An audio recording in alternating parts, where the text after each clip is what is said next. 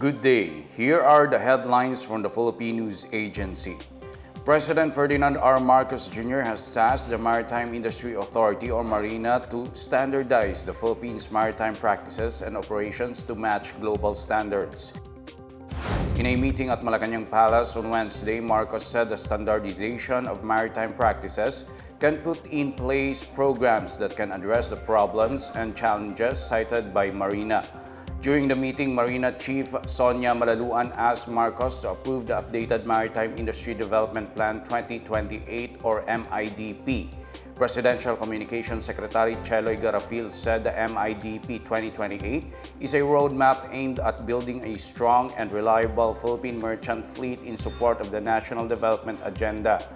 The core programs of the MIDP include modernization and expansion of the domestic shipping sector, promotion and expansion of overseas shipping, modernization of the shipbuilding and ship repair industry, and promotion of a highly skilled and competitive Filipino maritime workforce. Marcos, however, stressed the need to standardize the maritime sector's already obsolete system before new programs could be implemented. The President also looked into the high cost of shipping in the Philippines compared to other countries as well as the quality of local vessels. President Ferdinand R. Marcos Jr. has assured that the Pasig River Urban Development Project will be people-centered and community-driven. The President graced the inauguration of the showcase area of the Pasig River Urban Development Project in Manila on Wednesday. In a speech, Marcos recognized the Pasig River's cultural and historical significance. He said that while the river cannot be restored to its pre-colonial pristine condition, it can still become an incubator of progress and best environmental practices. Marcos also said the government envisions the Pasig River to be a place of social activity for families and creatives. The President meanwhile emphasized the need to continue the cleanup drive and relocate the poor and vulnerable settlers along its banks to protect them from the effects of climate change and typhoons. The urban project, dubbed as the Pasig Bigyang Buhay Muli, aims to transform the Pasig River into a center of economic activity, tourism, and transportation connectivity. The project will feature safe walkways and bikeways, a green corridor, mixed-use establishments, and a string of parks for nearby communities along the river. First Lady Liza Araneta Marcos has also committed to fully support the project. China and Philippines foreign affairs officials have reached an agreement to enhance maritime communication and manage conflicts through friendly talks, particularly concerning issues in the South China Sea. This comes as tensions between the two nations have escalated in recent months. During the 8th meeting of the China-Philippines Bilateral Consultation Mechanism on the South China Sea in Shanghai, the two countries, represented by Chinese Assistant Foreign Minister Nong Rong and Department of Foreign Affairs Undersecretary Teresa Lazaro, held a frank and in-depth exchange of views on the current situation. The two sides reaffirmed that the South China Sea dispute does not define the entirety of their bilateral relations. Both officials emphasized the importance of maintaining communication and dialogue to ensure maritime peace and stability, agreeing to manage conflicts and differences through friendly consultations. On Tuesday, the DFA maintained that Manila adheres to the One China policy after President Ferdinand R. Marcos Jr. congratulated President-elect Lai Ching-te, who won in Taiwan's January 13 polls. In response, Beijing summoned Manila's envoy and demanded that the Philippines abide by that One China policy.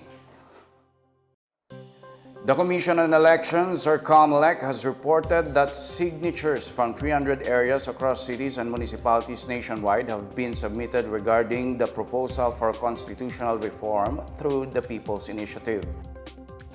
In an interview, Comelec Chairperson George Erwin Garcia said they will determine the total number of signatures submitted to their offices by Friday. Under the People's Initiative, petitions must be backed by at least 12% of the total number of registered voters, including 3% of the total voting population in a legislative district. Once the petition is filed before the Comelec, the Commission will verify the legitimacy of the signatures.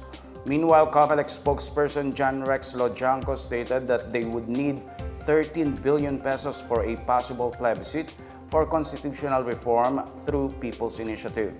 He said that 70% of the 13 billion peso budget is allocated for the honoraria of electoral boards, members of the boards of canvassers, and support staff based on their expenses from the recent polls in the country. Another Filipino is becoming a multi-millionaire after hitting over 698 million pesos jackpot of the Grand Lotto 655 draw on Wednesday. According to the Philippine Charity Sweepstakes Office or PCSO, the winning numbers for the Grand Lotto draw are 24, 50, 52, 09, 51, and 03, with a total prize of 698,806,269 pesos and 20 centavos. 28 winners also claimed the second prize, each receiving 100,000 pesos. Meanwhile, no one matched the numbers for the simultaneous Mega Lotto 645 draw, where the winning numbers were 28, 05, 33, 01, 23, and 20, with a prize of 25,568,828 pesos. 43 winners also secured 32,000 pesos as the second prize. This comes just a day after another one bagged the more than 640 million pesos in Tuesday's Super Lotto 649 draw.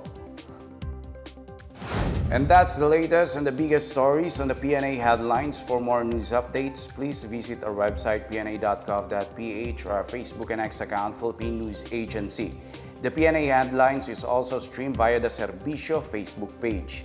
You may also watch the PNA Headlines through the Philippine News Agency's YouTube account via the News and Information Bureau website, nib.gov.ph under PNA News, or on the Facebook page of the Presidential Communications Office or PCO.